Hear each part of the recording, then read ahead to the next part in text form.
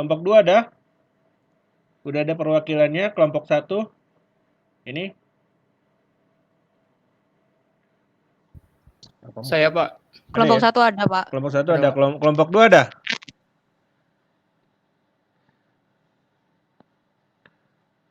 Ada, Pak. Kelompok 3? Ada, Pak. Kelompok 3 ada? Ada, Pak. Gilda Priscilla, Daniel Perdana ada. Kelompok 4 ada? Medi Faradina, Ngurah Pras, tadi ada ya? Mas Ada, Ngurah Pak. kayaknya udah masuk. Ada ya? Kelompok 5 Pak, ada? ada, Pak. Kelompok 5? Ada, Pak. Ada. Kelompok 6 ada kelompok 6? Ahmad Zaki Ustamir, Afiandi Yusuf, Ibrahim Haji, Aldino, Aldo, Dimas Fadila ada kelompok 6? Kelompok 6 ada perwakilan nggak? Nah, ini yang saya takutkan.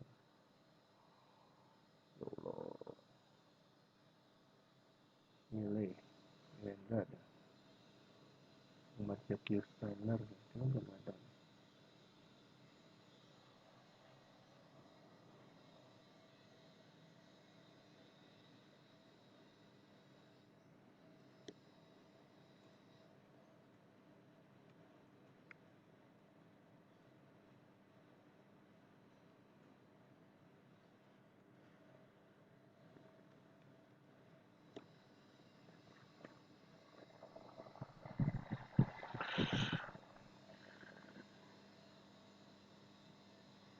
Kelompok 6 yang belum ada ya?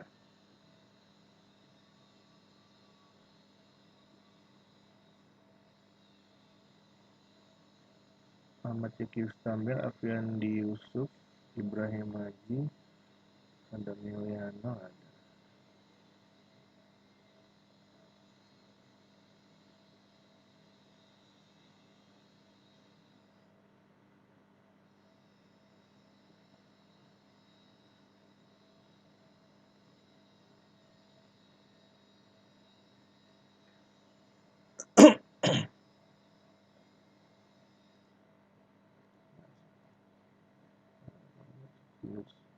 Ibrahim Haji, Aldo Miliano, Dimas Fadilah. Ibrahim Haji, Aldo Miliano belum ada ya.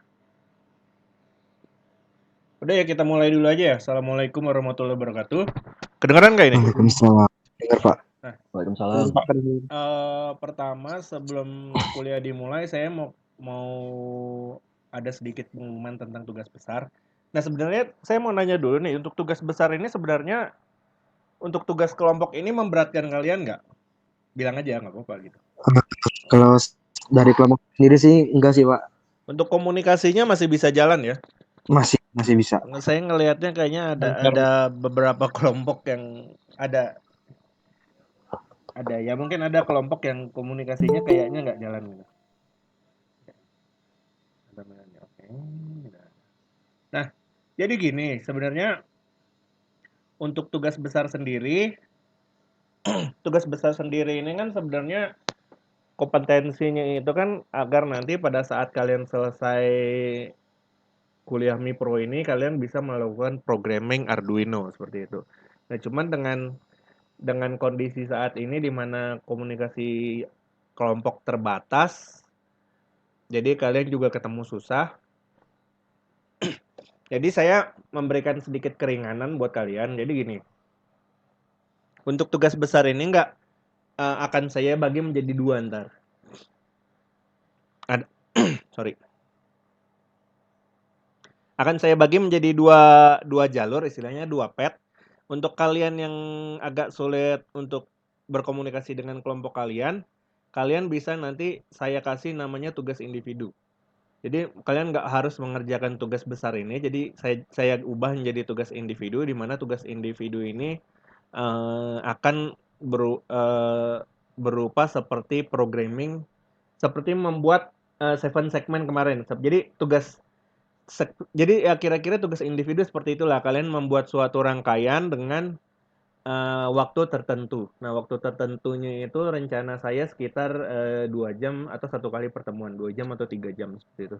Nah, jadi begini, ini saya kan mempermudah kalian juga, tapi bukan berarti kalian nanti harus mengerjakan itu. Jadi saya kasih pilihan. Jadi pilihan pertama itu untuk kelompok yang ingin melanjutkan melakukan tugas besar, saya permudah untuk melakukan tugas besar. Dan untuk kelompok yang kira-kira agak sulit untuk berkomunikasi, saya kasih jalan kalian untuk tidak melakukan tugas besar, tetapi melakukan tugas individu tadi, yaitu melakukan programming tugas. Jadi nanti saya kasih soal, kalian kerjakan dalam waktu 2 jam atau 3 jam, dan soal itu harus selesai dalam kurun waktu tersebut, seperti itu. Nah, seperti itu. Dan itu tugasnya bersifat individu ya. Nah, seperti itu. Jadi akan ada dua pilihan buat kalian seperti itu. Nah, tapi saya harapkan seperti ini. Kalau kalian satu kelompok ingin tugas besar, ya berarti kalian kok kompak gitu. Satu kelompok itu mengerjakan tugas besar semua. Jadi nggak ada satu orang yang nanti ngerjain tugas individu ya. Sebenarnya gini, kalau kalian mau ngerjain tugas besar, artinya nanti kalian kalian bisa punya pilihan gini.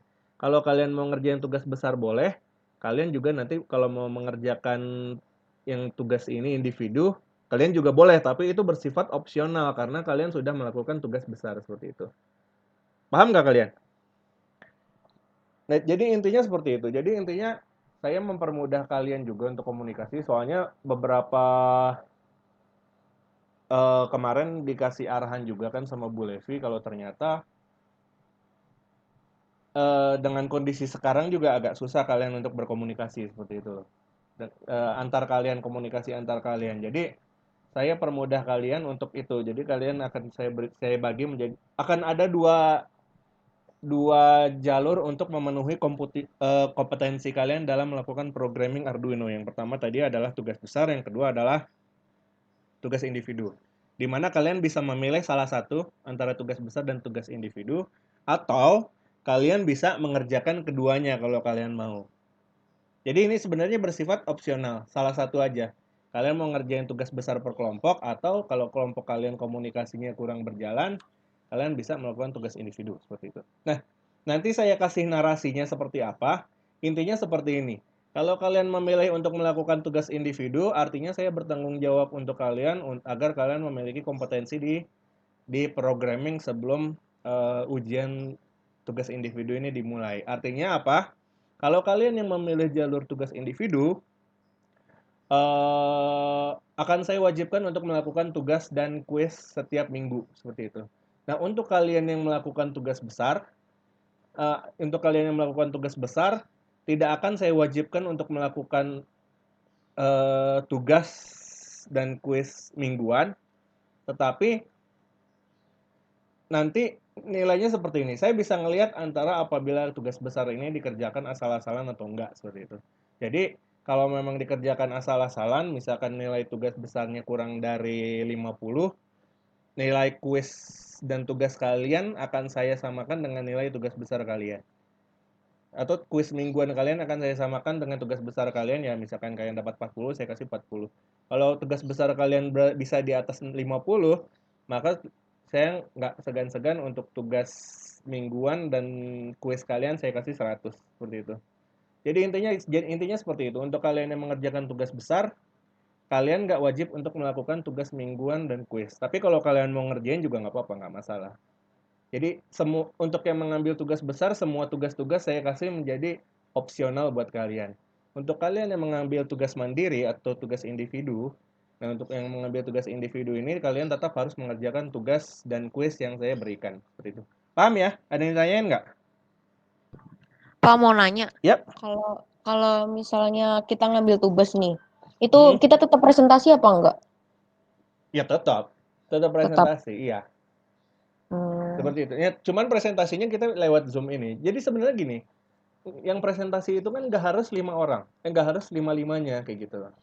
Saya permudah kalian, mungkin karena kan untuk programming ini kan mungkin nggak semuanya akan mengerjakan gitu. Tapi mungkin bisa kalian bagi, misalkan 1 orang atau 2 orang untuk melakukan programmingnya, 1 atau 2 orang melakukan laporannya, atau 1-2 orang yang presentasi gitu. Jadi nggak harus semuanya ikut presentasi kayak gitu. Jadi kalian bisa bagi-bagi tugas di situ. Siapa yang mengerjain programming, siapa yang mengerjain laporan, siapa yang mengerjain presentasinya, seperti itu. Kalian bisa bagi tugas di situ. Ya, nah kan kesulitan kan komunikasi di kalian. Karena ini kan kompetensi untuk tugas besar ini kan sebenarnya agar kalian bisa melakukan programming Arduino kan. Cuman kalau saya ngelihat kan dengan posisi kalian yang jarang ketemu istilahnya seperti itu, saya ngelihat potensinya ini kemungkinan yang ngerjain programmingnya itu cuma satu atau dua orang gitu kan. Misalkan seperti itu kan. Jadi saya khawatir seperti itu. Nah, cuman kan kekhawatiran ini sebenarnya udah saya sampaikan ke Pak Bogi, cuman eh, Mas saat ini masih masih bingung apakah apa mau diganti atau gimana gitu. Jadi mau nggak mau saya coba ambil inisiatif seperti itu sih. Agar kalian bisa memiliki kemampuan untuk programming, mau nggak mau saya bagi menjadi dua tadi. Karena kalian juga kesulitan untuk ketemu satu sama lain, jadi saya kasih opsional tadi, opsi tadi dua jalur itu. Yaitu tugas besar dan tugas individu seperti itu. Kalau kalian merasa tugas besar kalian kurang, ya kalian nggak apa-apa. Bagi yang melakukan tugas besar ya kalian masih bisa melakukan tugas dan kuis yang saya berikan seperti itu. Itu nggak masalah, tapi itu saya buat sebagai opsi buat kalian, sebagai opsi cadangan lah intinya seperti itu. Kalian bisa fokus ke tugas besar, tapi kalau kalian merasa masih kurang, kalian bisa mengerjakan tugas dan kuis, serta nanti kalian bisa ikutan juga eh, untuk eh, tugas individu yang saya berikan ini seperti itu. Nah, tugas individu yang saya berikan ini rencananya akan saya kasih nanti di minggu terakhir, minggu ketujuh. Minggu terakhir sebelum UAS saya kasih tugas ini. Jadi misalkan hari ini saya mulai misalkan seperti ini jam setengah 11. Nah, saya kasih tugasnya ke kalian, nanti kalian kerjakan jam setengah 1 harus sudah dikumpulkan seperti itu. Nah, itu adalah gambaran untuk tugas individu. Nah, untuk soalnya kemungkinan setiap NIM beda-beda ya, sama seperti kemarin. Misalkan untuk NIM ini kerjain memunculkan NIM kalian 4 digit terakhir seperti itu. Jadi benar-benar pure tugas individu yang menguji kompetensi kalian sebagai individu untuk melakukan programming Arduino. Nah, kalau untuk tugas besar kan lebih mudah sebenarnya buat kalian. Cuman tantangannya itu adalah komunikasi di kalian aja. Kalian mau seperti apa komunikasinya. Bukan berarti kalian harus lima-limanya orang presentasi. Bisa juga nanti misalkan satu orang aja atau dua orang yang melakukan presentasi itu nggak masalah seperti itu. Oke, ada yang ditanyain lagi nggak? Nanti saya sampaikan narasinya ada lewat Word biar kalian paham, biar kalian bisa nanti kalian bisa diskusikan dengan kelompok kalian mau pilih yang mana seperti itu. Tapi kan artinya seperti ini. Artinya saya harapkan kalian bisa kompak ya. Jadi kalau misalkan satu kelompok kalian ngambil tugas besar ya kalian semua ambil tugas besar kayak gitu. Paham? Tapi kalau kalau kalian salah satu anggota kelompok masih merasa oh saya masih kurang gitu. Kalian mau mengerjakan tugas individu nanti ya itu terserah kalian, tapi itu menjadi opsional buat kalian. Nanti nilainya saya ambil yang paling besar di antara tugas besar atau tugas individu misalkan kalian ngerjain keduanya seperti itu. Oke, ada yang ditanyain nggak? Pak, maaf Pak, mau nanya. Yap. Apa? Penilaiannya itu seperti apa ya Pak? Kayak mungkin alatnya itu yang berguna sehari-hari kah? Yang belum ada yang ditemuin lah? Apa harus gimana Pak? Oh, untuk tugas besar. Tugas besar ya. Iya Kalau Pak. untuk tugas besar ya intinya sih harus implementatif gitu. Aplikatif yang bisa digunakan sehari-hari. Misalkan kalian kemarin misalkan ada yang mau buat eh, robot yang lintasan gitu yang dia ngikutin jalur itu nggak apa-apa kayak gitu. Jadi nggak harus untuk kebutuhan sehari-hari, tapi kalian bisa mencoba ya Arduino ini implementasinya bisa buat apa aja sih kayak gitu. Nggak juga harus eh, barang-barang yang belum pernah dibuat sebelumnya itu agak susah sebenarnya. Sebenarnya kalian bisa lebih mencari beberapa contoh implementasi Arduino sih. Misalkan gini, eh, saya ngelihat tadi ada beberapa yang sudah mengumpulkan tugas. Sebentar ya. Saya display. Ini udah direkam belum? Udah.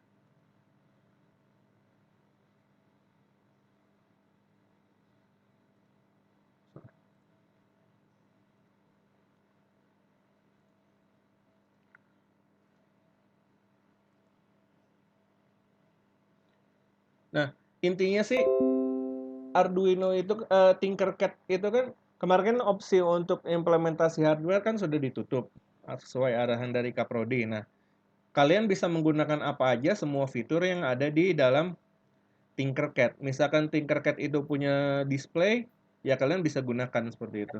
Dan itu opsinya sih sebenarnya range-nya bebas, kalian bisa mengerjakan apa aja. Yang penting dia ya implementasi dari Arduino lah seperti itu. Misalkan ini Smart Agriculture seperti itu. Nah, ini kelihatan ya beberapa tugas yang sudah dikumpulkan oleh kelompok kalian. Misalkan seperti ini, Smart Agriculture seperti ini. Saya masih belum tahu sih Smart Agriculture ini arahnya mau ke gimana, tapi ya ini bisa kayak gitu. Tapi yang kalian harus pahami seperti ini. Arahnya ininya tersedia gak di Tinkercad seperti itu sih. Yang harus kalian perhatikan sih intinya itu. Perangkatnya tersedia gak? Misalkan Smart Agriculture itu kalian mau melakukan alat pendeteksi kebakaran di suatu lahan, misalkan kan seperti itu. Ada kan? Nah, alat pendeteksi kebakaran itu kan kalau nggak salah di sini ada komponen fire sensor deh. Kalau nggak salah ya di Tinkercad ya. Kalau Smart Agriculture ini kan sebenarnya range-nya masih luas. Mereka bisa misalkan alat pendeteksi alat pendeteksi tanaman yang alat pendeteksi wabah misalkan kan kayak gitu. Nah, kalau untuk beberapa komponen di sini kan di Tinkercad bisa kalian lihat ada beberapa sensor yang bisa digunakan nih. Nih, misalkan IR sensor, temperatur sensor misalkan ini kan bisa digunakan atau gas sensor juga bisa digunakan. Nah, intinya sih seperti itu. Jadi saya tidak membatasi tugas besar kalian harus seperti apa, yang penting dia bersifat implementatif. Misalkan seperti ini, infrared thermometer with LCD display. Ini juga bisa seperti itu. Oke, ada yang ditanyain lagi nggak?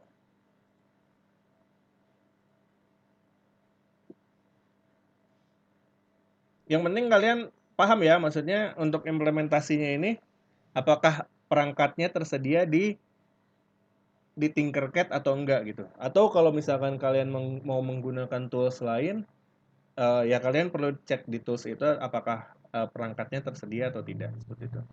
Oke, ada yang ditanyain lagi nggak? Pak mau nanya lagi Pak. Yuk. Pak, untuk pengerjaan itu sendiri di Tinkercad itu menggunakan akun yang udah join kelas yang di kelas kita atau pakai akun pribadi, Pak? Pakai akun mana aja bisa. Akun pribadi kalian juga bisa.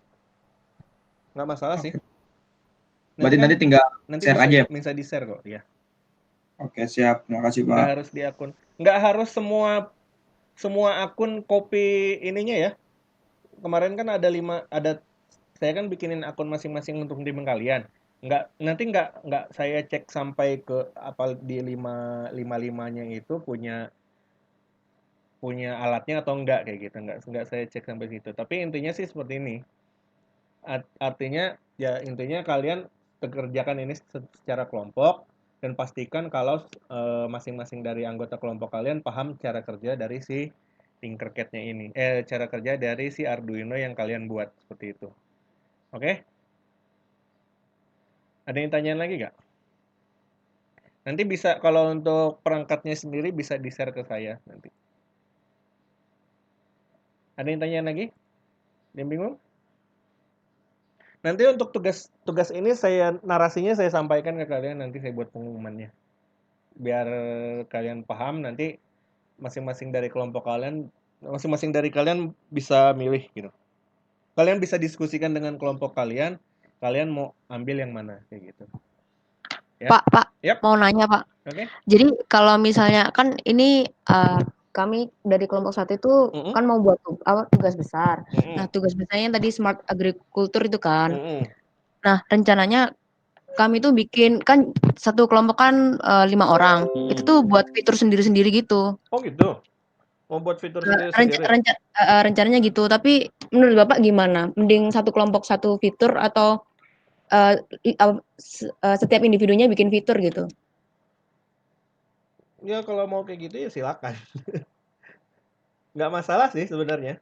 Kalau mau kalian artinya kan itu bagus, justru setiap masing-masing dari kalian kan punya fitur sendiri yang bisa ini kan, yang bisa ditampilin gitu. Ya itu nggak apa-apa. Itu kan artinya bagus buat kalian gitu loh. Tapi sebenarnya ekspektasi saya sih ya satu fitur aja udah cukup kayak gitu.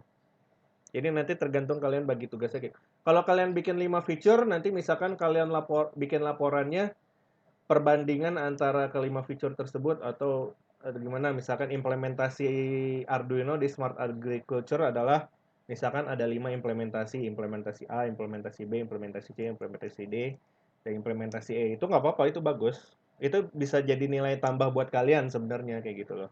Cuman nanti ya ya kalian ini aja, kalian diskusikan dengan kelompok kalian aja baiknya gimana untuk pengerjaan kalian dalam kelompok ini. Cuman sebenarnya yang saya harapkan sih sebenarnya cuma satu fitur aja udah cukup. Misalkan kayak gini, kayak salah satu tugas yang sudah disubmit ini kan, misalkan Arduino infrared thermometer with LCD display. Itu aja sebenarnya udah cukup kayak gitu. Tapi kalau masing-masing dari kalian mau ngasih 5, artinya itu kan akan jadi nilai tambah buat kalian nanti. Kayak gitu. Oke? Ada Iya, yang Pak. tanyain lagi? Makasih, Pak. Nanti didiskusikan aja sama kalian enaknya kayak gimana. Dengan kelompok kalian enaknya gimana. Oke? Ada yang tanya lagi gak? Kalau enggak kita langsung masuk ke materi ya. Nanti kalau ada yang mau ditanyain, kalian bisa tanya di WhatsApp seperti biasa. Nanti narasi untuk pembagian tugasnya saya sampaikan ke kalian lewat Google Classroom. Nanti saya buat narasinya. Soalnya ini baru rencana aja, saya juga ya gimana ya. Kemarin ada yang pengen bikin hardware tapi ternyata dibatasi gitu. Jadi saya khawatirnya malah komunikasi di grupnya kurang, makanya saya kasih jalur kalian mengerjakan tugas secara individu, tapi ya itu kompetensinya di situ kalian harus bisa mengerjakan dalam kurun waktu tertentu. Oke, kalau udah nggak ada yang ditanyain, saya lanjut ke materi minggu ini ya. Materi minggu ini nggak begitu banyak sih sebenarnya, saya lebih ke pemahaman beberapa jenis operator Arduino. Ini kelihatan nggak Microsoft Word-nya? Kelihatan, Pak. Kelihatan ya? Nah, kelihatan, Pak. Kelihatan ya ini ya? Kepotong nggak kan ya? Full kan? Nah, Full. Jadi seperti ini. Jadi pada penggunaan Arduino minggu kemarin itu kan kita lebih belajar ke arah rangkaiannya kan. Nah, untuk ini kita belajar untuk beberapa jenis operator, saya sebut beberapa operator atau instruksi yang bisa digunakan untuk Arduino. Nah, operator yang akan kita pelajari minggu ini adalah arithmetic operator yang pertama, tambah kurang bagi tambah. Lalu operator yang kedua bersifat comparison atau perbandingan operator. Lalu yang ketiga adalah operator untuk boolean, true or false. Keempat adalah operator bitwise, bagaimana kita menggunakan bit di dalam Arduino.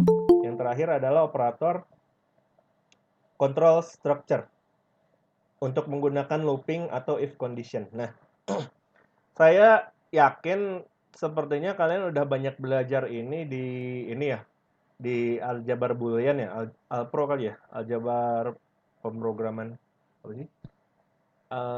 Algoritma dan pemrograman seperti itu. Jadi mungkin saya kasih highlight aja sih untuk arithmetic operator juga kan kalian biasanya udah tahu kan, isinya biasanya adalah penjumlahan, pengurangan, pembagian dan perkalian seperti itu. Nanti kalian bisa baca sendiri ini. Nah, salah satu yang mau saya tambahkan di sini adalah operator reminder atau operasi modulo. Atau kalau kalian tahu kan modulo itu kan dia adalah sisa pembagian kan, di mana simbolnya dia adalah persen. Nah, operator modulo ini kita gunakan kemarin pada saat untuk menyalakan LED. Pada saat dia kondisi hidup dan mati. Jadi pada saat kalau kita pencet sekali dia hidup, pencet yang kedua kali dia mati, yang ketiga kali dia nyala. Jadi untuk change state gitu, change state detection pada LED. Ini biasa kita gunakan dengan menggunakan operator reminder atau modulo. Nah, yang membedakan di sini biasanya operator modulo di sini kan biasanya kalau min 4 modulo 5 itu kan biasanya nilainya min 1 ya. Atau bisa kita bilang kan sisa pembagiannya itu kan adalah kalau min 4 min 4 reminder 5 itu kan sisanya harusnya dia adalah 1 karena nilai paling dekatnya itu dia adalah min 5 kan. Min 5 dan min 4 itu adalah sisa pembagiannya nilainya sebesar 1. Tapi kalau di Arduino dia beda. Min 4 modulo 5, maka yang diambil adalah nilai yang paling rendahnya, yaitu 5 dikalikan 0. 5 dikalikan 0 kan adalah sama dengan 0. Maka selisih dari sisa reminder dari 0 dan min 4, maka nilai modulonya dia adalah min 4. Seperti itu. Nah, untuk penjumlahan yang lain, untuk operator yang lain, yang perlu kalian perhatikan ini yang pertama adalah, nah misalkan ini operasi penjumlahan, sebenarnya sama. Operasi penjumlahan ini kan dia adalah tinggal si variabel hasil adalah penjumlahan dari operator 1 tambah operator 2 kan. Seperti itu kan. Nah, yang perlu kalian perhatikan di sini adalah kalian harus memperhatikan yang namanya data type dari masing-masing si variabel. Jadi misalkan operator 1 ini jadi misalkan kita menggunakan data type integer, di mana data type integer itu kan range-nya adalah dari minus 32768 sampai positif 32767 seperti itu. Apabila kita melakukan penjumlahan di luar range ini, maka otomatis dia akan menjadi minus. Yang seperti saya jelaskan sebelumnya pada satu tes, sepertinya pernah saya jabarkan ya. Nilai setelah 32767 ini kan harusnya 32768 seperti itu. Cuman karena range-nya dia terbatas sampai sini, 32768 itu kan artinya dia akan balik lagi ke batas paling bawah di sini. Jadi setelah jadi kan urutannya sebenarnya seperti ini. 32767 32767 32766 32767, maka dia akan balik lagi ke sini 32768. Terus lanjut lagi ke minus 32767. Sampai seterusnya nanti ketemu 0, nanti balik lagi dia ke 32767 seperti itu. Nah, yang kondisi seperti ini kita sebut sebagai overflow.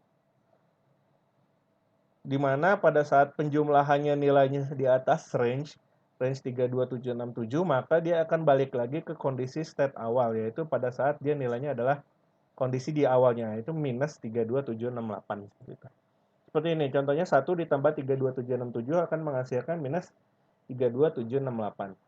Kalau 1 ditambah 32767, bukan 1.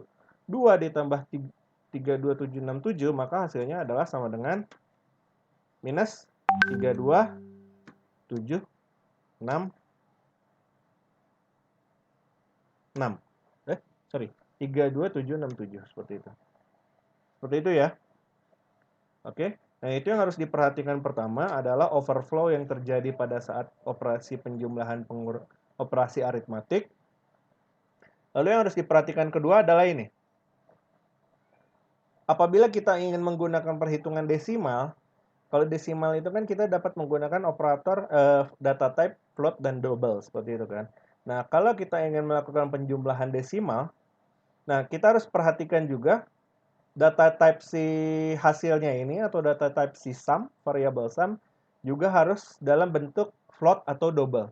Kalau dia berbentuk integer, di mana integer adalah menghasilkan bilangan bulat, maka yang akan ditampilkan hanya bilangan bulat saja, bukan desimalnya.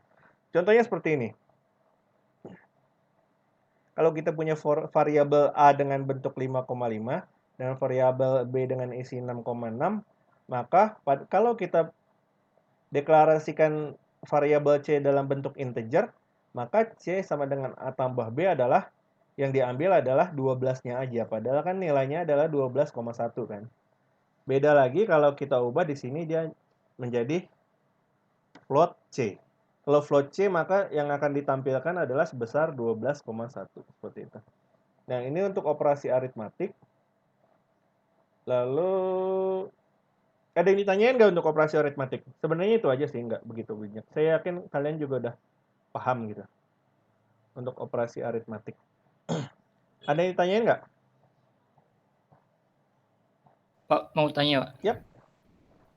Kalau float kan bisa dibatasi nggak angka di belakang komanya?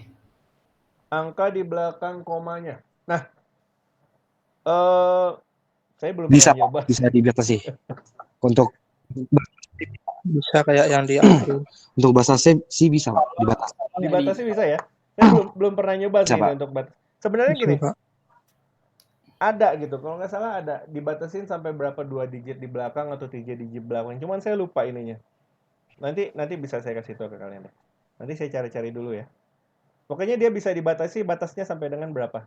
Kayak gitu. Kalau float minus juga bisa. Apa? Atau float minus. Float minus bisa. Kalian bisa cari juga. Kalian bisa cari range untuk float di Arduino kan bisa kalian cari. Nah, kalian bisa buka range-nya ini bisa dikasih tahu. Nah, range-nya untuk float ini dia lebih besar. Dari 3,4 kali 10 pangkat 38 sampai ya ini dari minus 3,4 kali 10 pangkat 38 sampai dengan positif 34 kali 10 pangkat 8. Range-nya untuk float itu dia lebih besar. Float have only 6 sampai 7 decimal digit precision. Dia cuma sampai 6 sampai 7 desimal. Seperti itu ya. Oke, ada yang ditanyain lagi nggak? Nah, untuk masing-masing data type ini kalian bisa cari di Arduino ini sih. Misalkan data type float itu range-nya sampai mana, terus desimalnya batasnya sampai mana, seperti itu. Saya juga nggak terlalu hafal sih soalnya. Oke, ada yang tanyain nggak? Ada yang tanyain lagi? Tanya, Pak. Yap. Tanya lagi. Misalkan C-nya itu float, terus A dibagi B, A-nya float, dibaginya B-nya itu integer. Jadi hasilnya float atau integer? C-nya float. Kalau C-nya float itu kan artinya dia yang ditampilin nanti bentuk floatnya. Jadi yang kita lihat kan ini. C ini kan adalah yang ditampilkan kan. Yang di store ini kan dia adalah hasil akhirnya yaitu CC. Jadi kalau C-nya float ya berarti yang ditampilkan adalah bentuk floatnya. Seperti itu. Jadi nggak peduli A sama B-nya integer? Nggak peduli A-nya integer atau float gitu? Nggak peduli. Kalau dia integer kan sebenarnya berarti dia kayak gini kan. Misalkan kayak gini kan. 5,5 dibagi 6. Nah, hasilnya ini kan kalau kalian tunjukkan float ini kan nanti hasilnya akan berupa desimal seperti itu. Kalau kalian hasilnya integer, berarti nanti yang ditampilin adalah si bilangan bulatnya aja. 5,5 bagi 6 misalkan hasilnya adalah 0, misalkan seperti itu.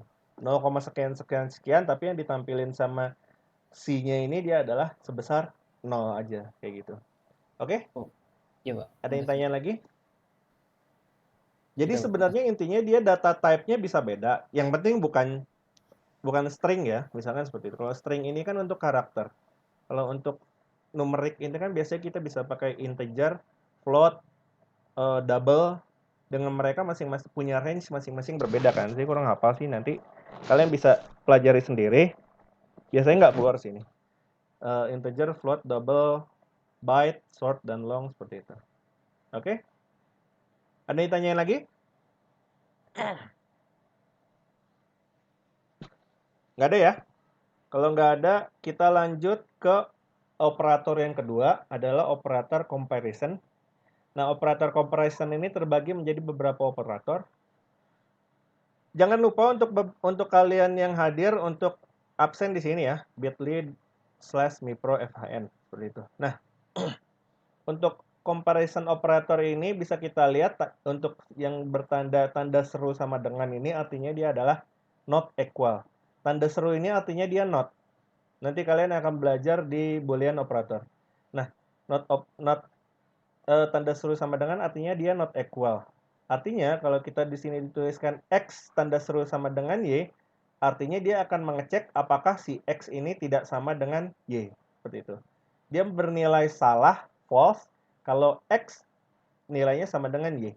Jadi kalau misalkan kita tulis seperti ini, 3 tanda seru sama dengan 3, maka hasil yang keluar dia adalah bernilai false. Seperti itu.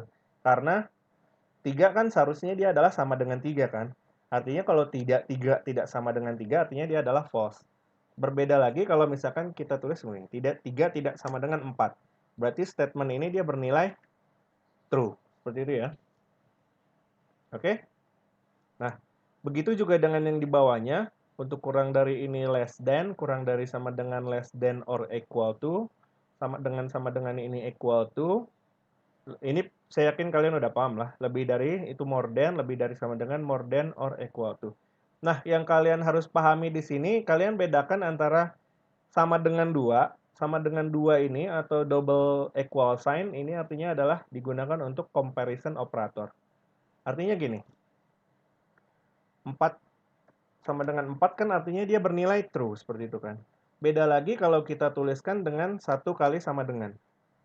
C sama dengan 4. Kalau 1 sama dengan 1 kali sama dengan ini artinya dia mengassign nilai 4 pada variabel C. Seperti itu. Bedakan antara sama dengan 1 dan sama dengan 2 ya.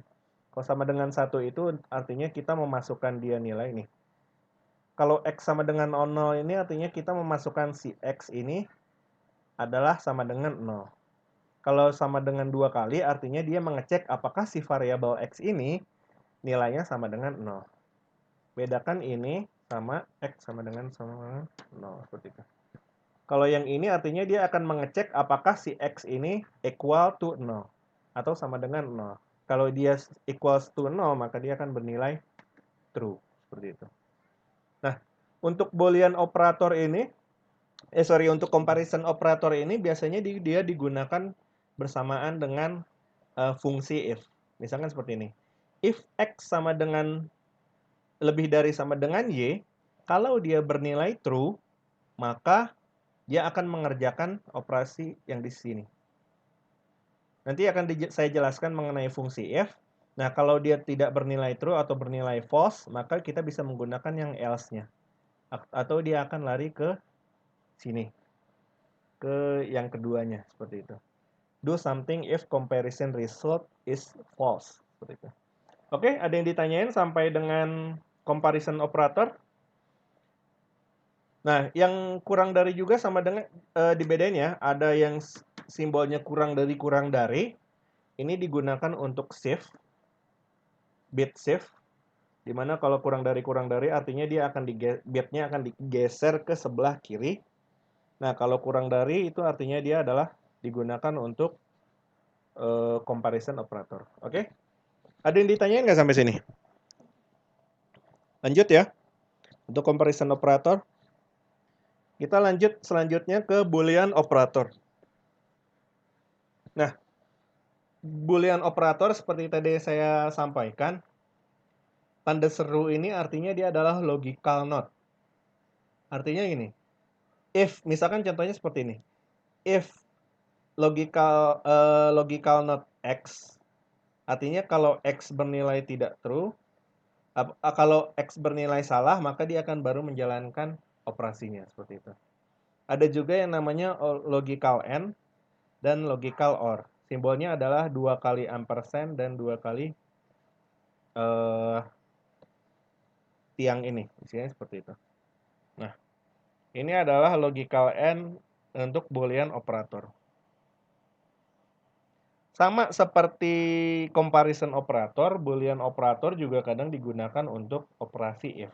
Karena kan dia untuk mengecek apakah statement itu bernilai true atau false ya. Jadi dia cocok untuk digunakan dengan fungsi if. Seperti itu. Nah, untuk selanjutnya adalah bitwise operator. Nah, bitwise operator ini adalah lebih ke arah operasi yang menggunakan bit. Operasi yang menggunakan bit bisa menggunakan bitwise operator. Contohnya ini, contohnya adalah bitwise and. Sama seperti ini, NN, kalau NN ini kan dia adalah sebagai Boolean operator.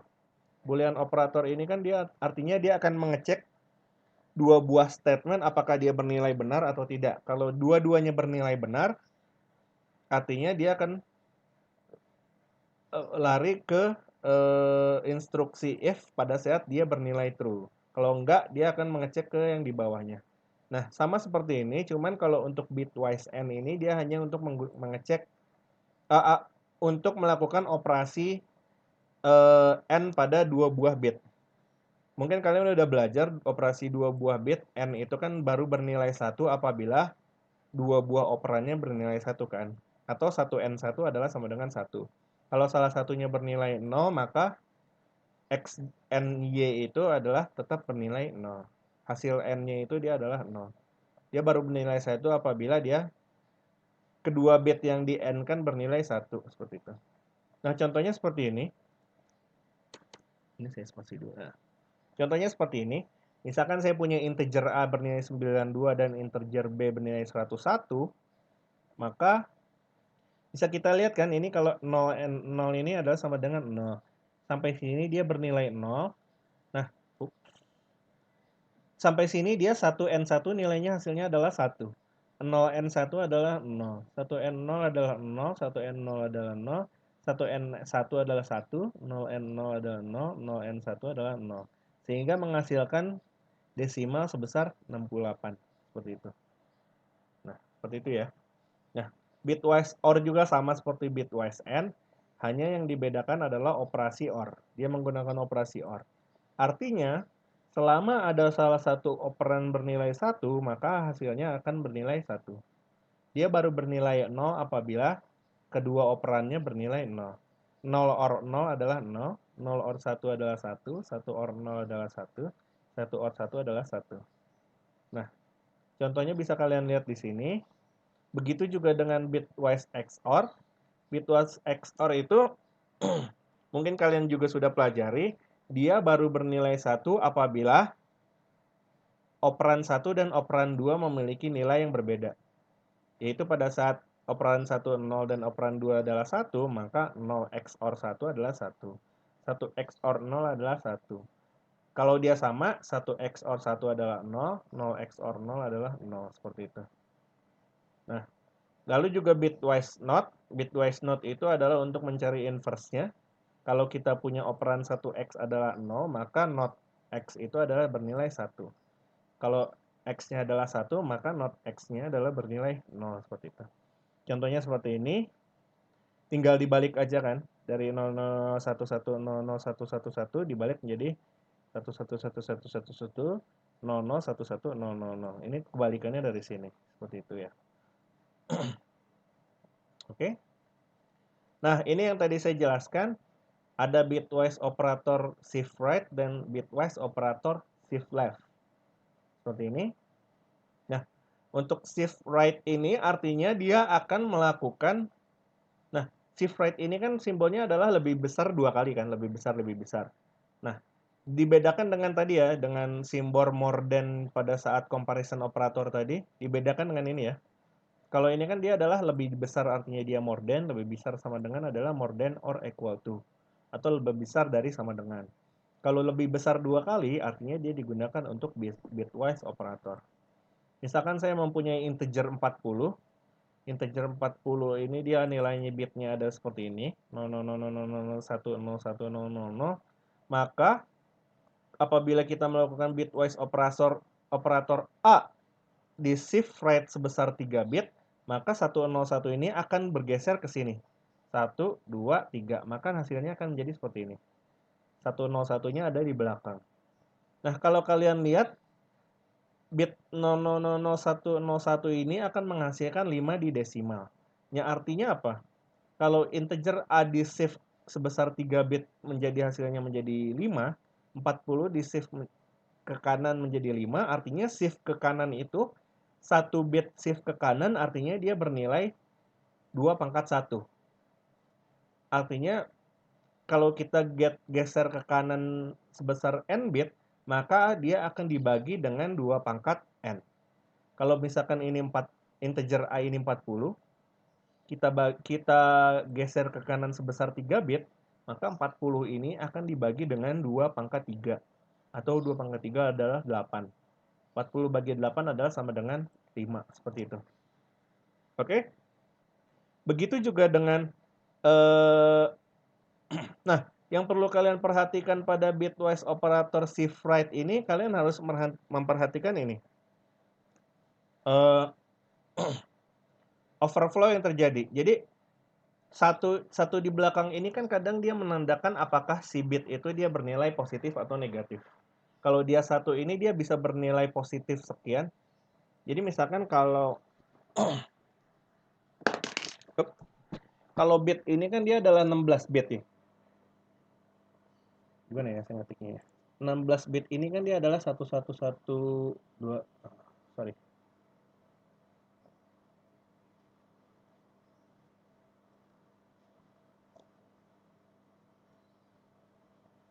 Mana ya? Nah. 1 2 3 4. Nah, seperti ini. Nah, 1 ini sebenarnya dia bisa bermakna 2 kan? Saya lupa. Dia bisa bernilai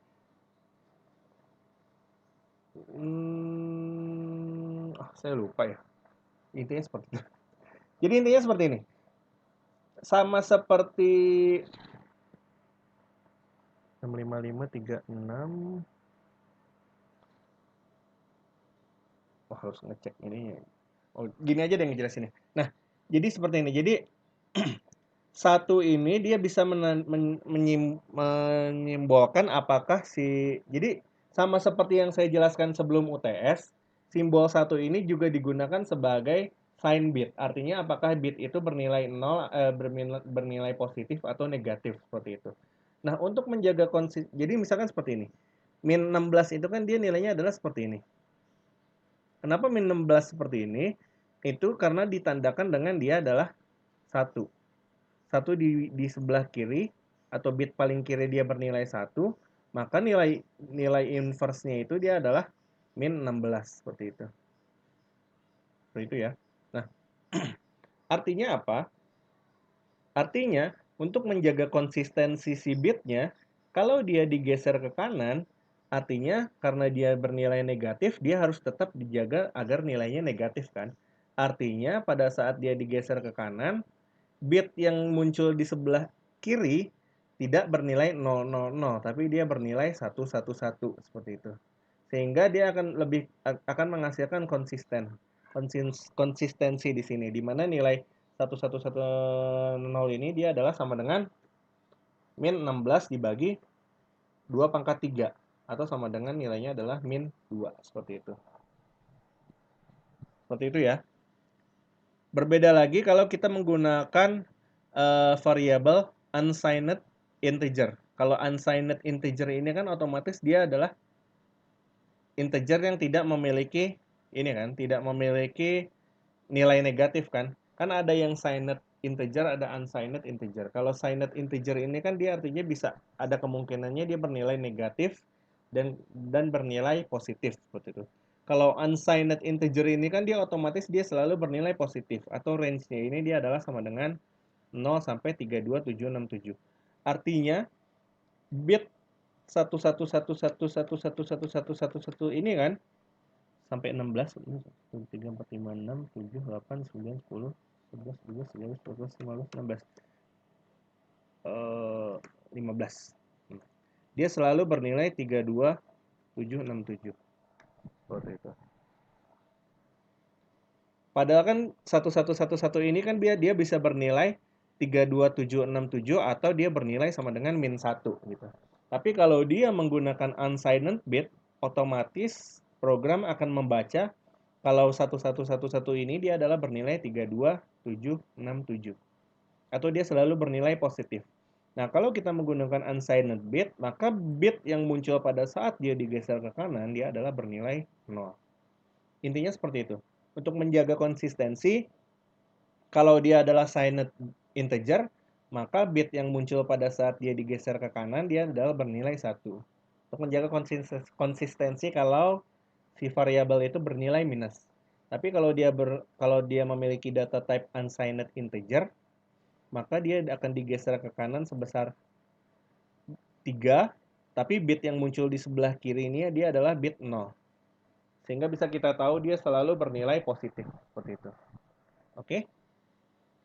Nah, ini adalah untuk bitwise operator shift right dan shift left. Nah, untuk shift left juga sama. Untuk shift left dia digeser ke kiri. Kalau digeser ke kiri artinya dia akan dikalikan sebesar 2 pangkat n. Apabila a-nya bernilai 5, kalau dia digeser ke kiri sebesar 3, maka dia artinya akan dikalikan dengan 2 pangkat 3. Maka 5 kali 2 pangkat 3 adalah 5 kali 8 sama dengan 40. Seperti itu.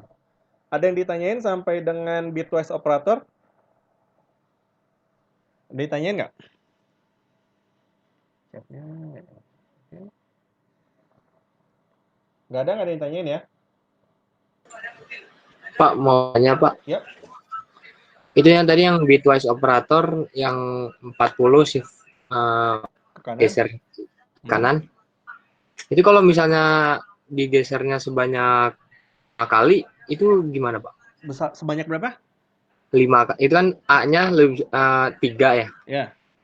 Kalau 5 gimana Pak? Kalau digeser sebanyak 5 artinya kan dia jadi 0 semua. Oh, hilang. Enggak, kalau digeser Gimana, sebanyak 5 ini artinya dia jadi seperti ini.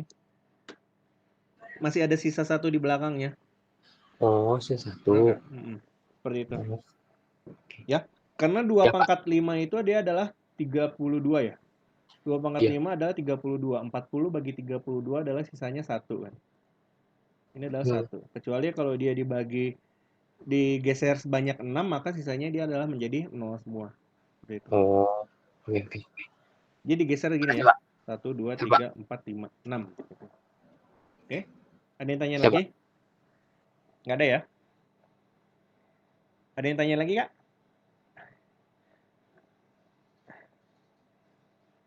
Nggak ada. Kalau nggak ada, kita lanjut ke yang terakhir. Dia adalah control structure. Control structure ini saya bagi menjadi 2 biasanya, tapi di sini digabungin. Nah, control structure yang pertama ini dia lebih bersifat condition. Jadi dia mengecek apakah conditionnya true or false. Kalau dia true, dia memilih jalur A. Contohnya seperti ini. Kalau if else ini dia ada 2 kondisi, yaitu kondisi pertama dan kondisi kedua. Kalau pada saat kondisi pertama bernilai true, maka dia akan melakukan hal A seperti itu. Dengan sintaksnya seperti ini dalam kurung kurung kurawa. Lalu alternatifnya adalah else. Pada saat dia kondisi bernilai false, maka dia akan menjalankan perintah ini. Nah, bisa juga kita menuliskan else if lagi seperti itu, sehingga akan banyak sekali kondisi. Kondisi 1, kondisi 2, dan kondisi 3. Kalau kita tambah if lagi bisa jadi 5 kondisi seperti itu. Nah, untuk mempermudah apabila kita memiliki banyak kondisi, kita bisa menggunakan yang namanya switch case. Seperti itu. Nah, switch case ini adalah conditional control structure yang lebih sederhana dibandingkan F. Apabila kita memiliki kondisi, misalkan kita memiliki rank, kita ingin mengetes pada saat si variabel X-nya ini dia bernilai 0 sampai 10. Kondisi pertama. Lalu kondisi kedua 2 sampai 11 sampai 20. Kondisi ketiga 21 sampai 30, misalkan seperti itu. Kan kalau kita pakai if kan kita harus nulis panjang nih. If X ada di range 0 sampai 10, terus di sini kita tulis lagi else if range X sama dengan 11 sampai 20, lalu di bawahnya lagi kita tulis lagi else if range-nya X adalah dari 21 sampai 30, misalkan seperti itu. Nah, jadi panjang banget, dia adalah else if, terus ada else if lagi, else if lagi. Nah, kalau untuk mempermudah, kita bisa menggunakan switch case. Nah, kita bisa mengecek switch apabila si X ini berada pada range A, maka pada saat dia ada di range A atau label 1, dia akan melakukan ini. Melakukan statement ini. Pada saat dia ada di range 2, dia akan melakukan statement ini. Pada saat di range 3, dia akan melakukan statement ini. Sehingga error yang kalian lakukan pada saat programming itu bisa diminimalisir seperti itu. Nah, untuk untuk control structure yang kedua, dia lebih ke arah menggunakan loop. Jadi si condition ini digunakan apabila dia bernilai true, maka loop itu akan terus dilakukan. Nah, loop operator itu ada 3. Yang pertama adalah while, do while, dan for. Saya yakin kalian udah belajar ini. While ini kan bedanya dengan do while ini kan, kalau while itu kan dia akan mengecek kondisinya dulu. Dia mengecek kondisinya dulu, kalau dia benar dia akan mengerjakan loop. Kalau dia kondisinya salah, maka dia akan loncat ke bawahnya. Di sini kalau kondisi salah, dia akan lari ke sini. Pada kondisi salah dia akan lari ke condition fails atau keluar dari loopnya. Kalau do while, dia berbeda. Dia akan mengerjakan si statementnya dulu. Dia akan mengerjakan si statement ini dulu, baru terakhir dia mengecek kondisinya. Jadi dia kerjain dulu, baru ngecek kondisinya. Kalau kondisinya masih benar, dia balik lagi, ngerjain lagi, terus dicek lagi kondisinya, seperti itu. Jadi bedanya while dan do while seperti itu, yang mana dikerjakan terlebih dahulu. Kalau for ini, dia digunakan untuk loop juga, tetapi selama condition masih terpenuhi, dia akan melakukan statement. Jadi sama seperti while sih dia sebenarnya. Seperti itu. Nah, beberapa instruksi yang bisa digunakan untuk keluar dari control structure ini, contohnya adalah yang pertama ini adalah break. Break ini adalah dia untuk keluar dari loop, dia bisa menggunakan break. Seperti ini. Contohnya ini adalah loop for, misalkan dia adalah loop for, dia akan menghitung, dia akan melakukan loop. Contohnya seperti ini, integer x sama dengan 0. Inisiasinya kan dia artinya x ini adalah sama dengan 0. X kurang dari 255, X ditambah-tambah. Maka dia akan melakukan loop. Setiap X-nya bertambah, pertama dia X sama dengan 0 dia melakukan ini, balik lagi ke sini, X plus plus, maka dia akan menjadi X ditambah 1. Artinya dia akan menjadi X sama dengan 1. X sama dengan 1, kondisinya ini masih terpenuhi, 1 itu berada di bawah 255, maka dia akan terus mengerjakan ini sampai dengan X bernilai 255. Pada saat X bernilai 255, condition ini kan udah false. Artinya dia akan loncat ke bawahnya kan, seperti itu. Cuman, kita bisa memotong alur itu dengan menggunakan break. Dengan menggunakan break, maka loop ini dia akan keluar dari loop, seperti itu. Nah, untuk menghentikan control structure yang kedua, kita juga bisa menggunakan fungsi return. Fungsi return ini digunakan biasanya untuk mengembalikan suatu nilai apabila kalian perlukan. Jadi apabila fungsi if ini ingin mengembalikan nilai 1, kita bisa menuliskan return 1. Seperti itu. Apabila ingin mengembalikan nilai 0, kita bisa menuliskan return 0, seperti itu. Nah, untuk continue juga sama. Untuk continue digunakan untuk melakukan skip iterasi dari loop. Kalau dia continue, artinya dia akan melewatkan statement ini, dan dia akan kembali ke loop yang di awal. Artinya seperti ini. Nah, variable if, fungsi if ini kan sama seperti tadi, dia akan mengecek nilai X ini pada saat nilai X sama dengan 0 sampai dengan 255 kan. Nah, cuman di sini dituliskan pada saat kondisi X lebih dari sama dengan 40 dan 120, maka dia akan men-skip. Otomatis seperti ini.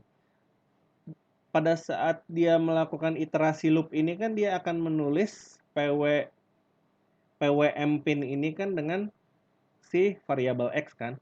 Jadi pwmpin ini akan diisi terus oleh variabel X selama X itu bertambah.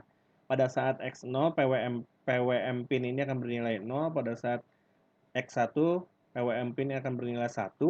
Cuman karena dia dipotong di sini, artinya pwmpin ini tidak akan terisi pada saat dia bernilai X lebih dari 40 sampai dengan X kurang dari 120, atau X sama dengan 41 sampai dengan X 119. Artinya di sini kode di atas akan menuliskan variabel pwmpin dengan nilai 0 sampai 255 loop ini, kecuali pada saat nilai 41 sampai 119 karena conditional if ini. Nah, continue ini bisa digunakan untuk seperti itu. Nah, yang terakhir ini adalah goto. Goto ini digunakan untuk merubah alur program ke label tertentu. Jadi misalkan di sini saya tuliskan go to bailout, maka dia akan lari ke sini.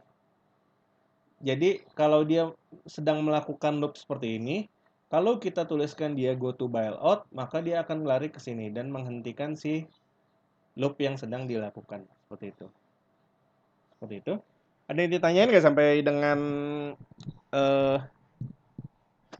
kontrol operator? Ada yang tanyain?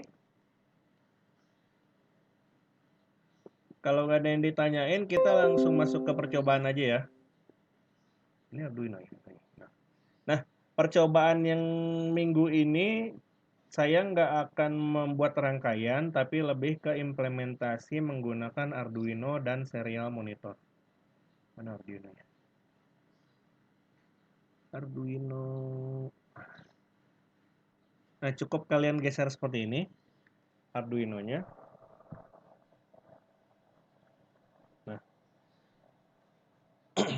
Nah, Arduino ini kan sebenarnya dia terkoneksi dengan USB, terkoneksi dengan PC menggunakan USB kan.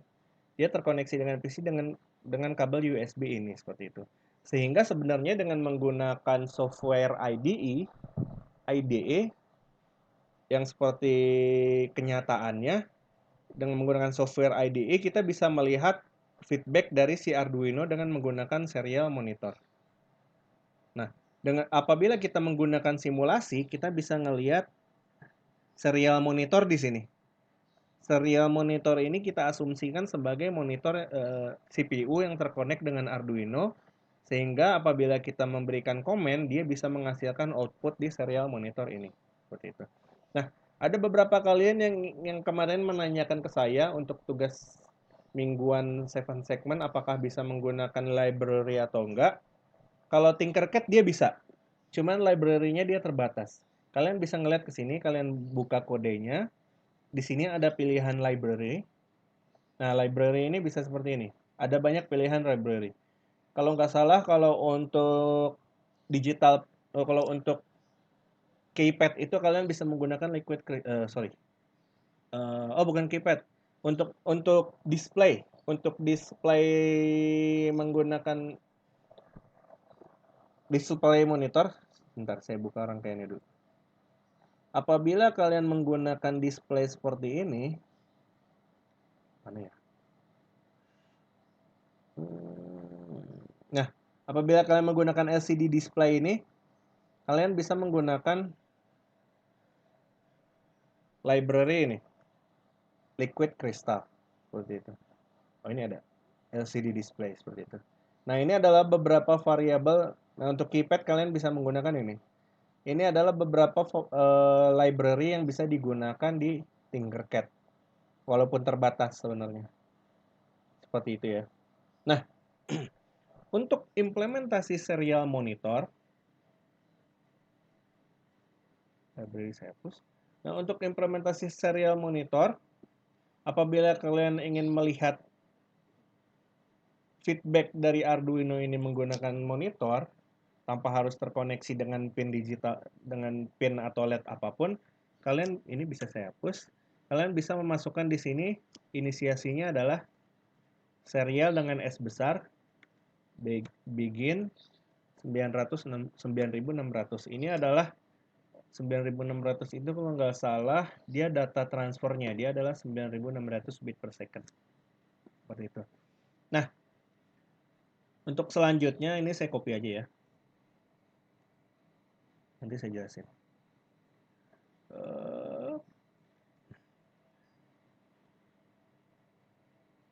Nah, untuk loopnya seperti ini. Saya udah buat beberapa contoh. Nah, misalkan seperti ini. Serial saya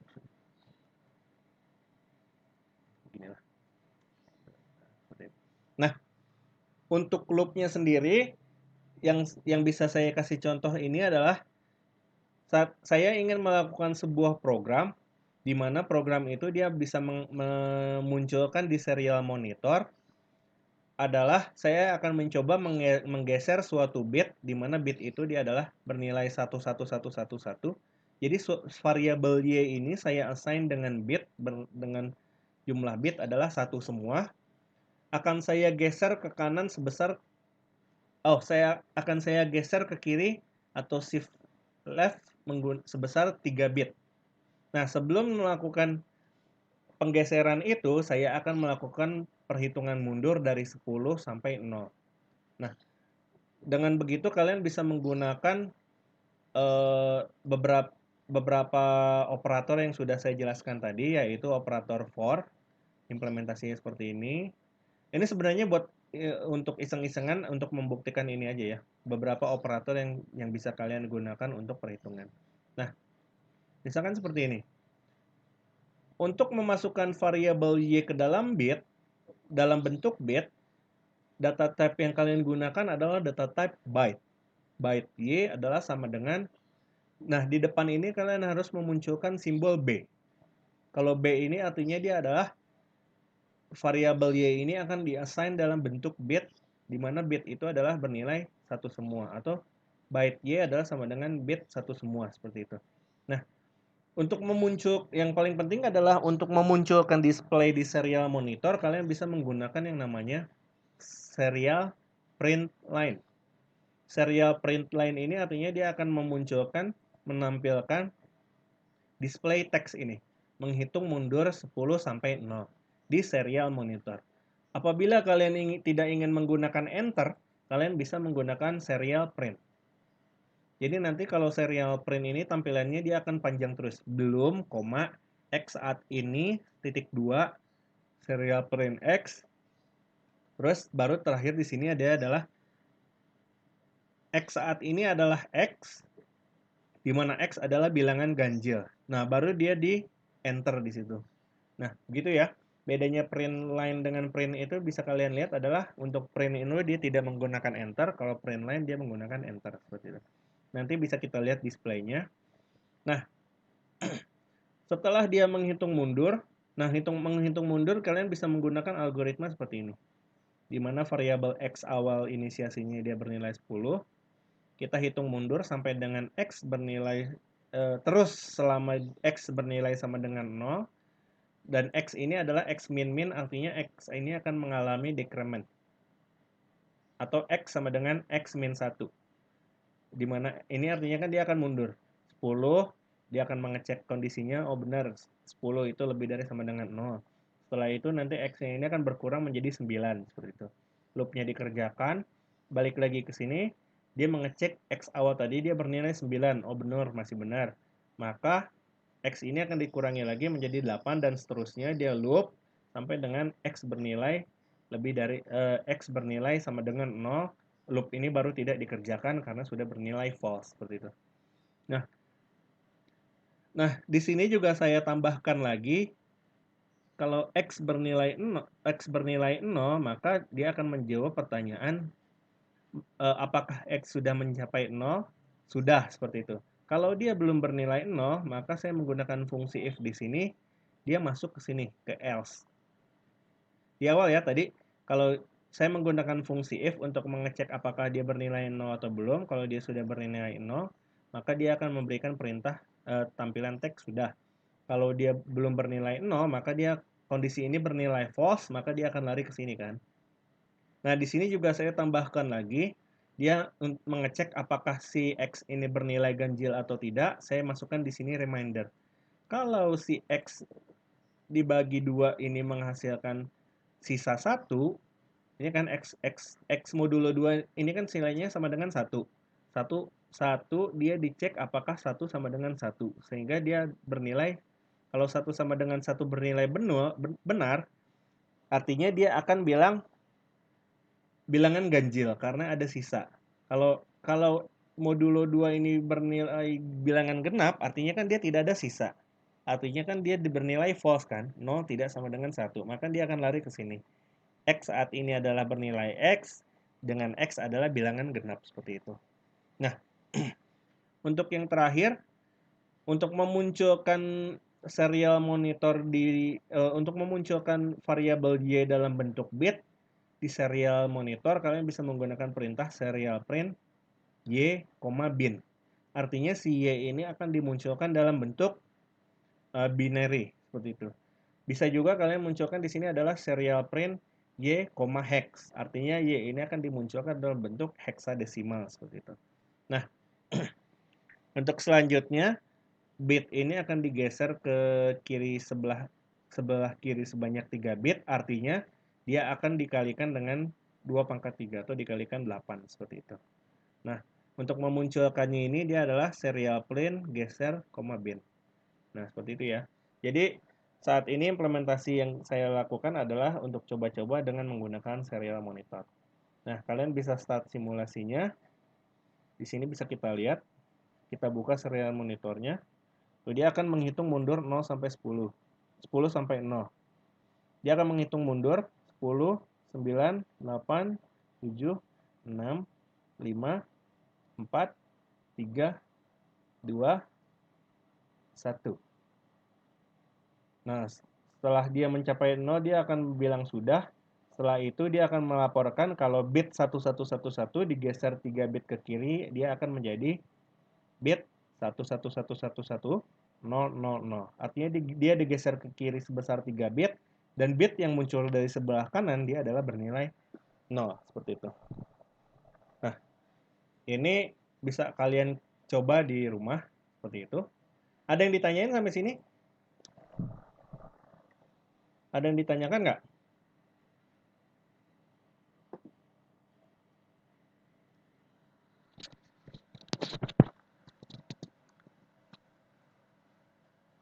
Nggak ada yang ditanyain ya? Nggak ada, Pak. Nggak ada ya? Aman, Pak. Aman ya? Kalau nggak ada, kalian bisa kerjain ini di rumah. Nah, mungkin untuk kuliah kita minggu ini sampai di sini aja sih, cuman sampai ini aja. Jangan lupa kalian mengerjakan kuisnya di Sokratif ya. Saya kasih kuis lagi di Sokratif, jadi nggak ada tugas menggunakan Tinkercad untuk minggu ini. Seperti itu.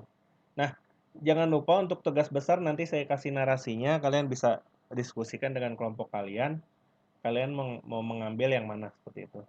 Bagi kalian yang memilih untuk mengerjakan tugas individu, kalian diwajibkan untuk mengerjakan kuis. Bagi kalian yang tidak bagi kalian yang memilih tugas besar, kalian tidak diwajibkan untuk mengerjakan kuis atau tugas mingguan, seperti itu ya. Oke, kalau nggak ada yang ditanyain, mungkin cukup sekian kuliah kita minggu ini. Pak, Ada yang tanya? Pak, jadi berarti kalau misalnya saya milih tubes boleh ngerjain kan, Pak? Boleh. Buat nilai kan? Kalau kalian yang mengerjakan tugas, kalian masih boleh mengerjakan kuis mingguan dan tugas individu nanti, gitu. Nanti nilainya saya ambil yang paling besar aja. Oke, Pak. Ini untuk mempermudah kalian agar kalian nggak merasa tertekan dalam mengerjakan tugas kelompok gitu. Tapi kalau kalian merasa kompak dan nyaman dengan tugas kelompok kalian, ya silakan dilanjutkan seperti itu. Artinya kan kalau kalian ngerjain tugas besar kan kalian punya alternatif. Kalian bisa ngerjain tugas besar, kalian bisa ngerjain tugas dan individu seperti itu. Kalau kalian memilih tugas individu ya artinya pilihan kalian cuma itu. Entah nanti pada saat pelaksanaannya kalian gagal atau enggak kan artinya kalian nggak punya alternatif lagi seperti itu. Oke? Iya, Pak. Iya, Pak. Nggak ada yang ditanyain ya? Ada lagi nggak? Belum, Pak. Kalau nggak ada, nanti bisa ditanyakan ke saya lewat WhatsApp aja. Mungkin cukup sekian dari saya untuk pertemuan minggu ini. Assalamualaikum warahmatullahi wabarakatuh. Waalaikumsalam warahmatullahi wabarakatuh. Waalaikumsalam warahmatullahi. Terima kasih, Pak. Yo, sama-sama. Makasih, Pak. Yuk. Makasih banyak, Pak. Sama-sama. Terima kasih, Pak.